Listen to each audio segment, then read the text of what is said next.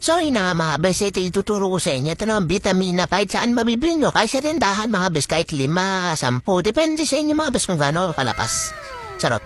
So yun na nga mga bes, dito ito ang magkukusan tumigil mga bes. Talaga naman bes, ito ang pinakamabisang vitamina. 4 times adin sa higit pa bes. Yung iba nga, ginagamit ito pampatulog. Yung himbing daw ang tulog nila mga bes. Kapag nainom sila ng kape.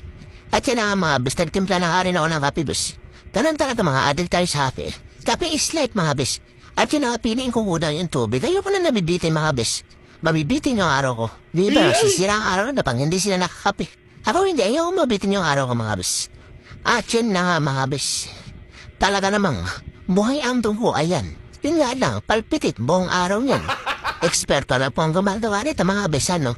Huwag kang tumigil hanggat may kape mga bes. Tuloy-tuloy lang bes hanggat hindi ko yung kinakapihan. Charot. So yun na nga mga bes, nalinghap lang ako. Ayun, namamin yung kape.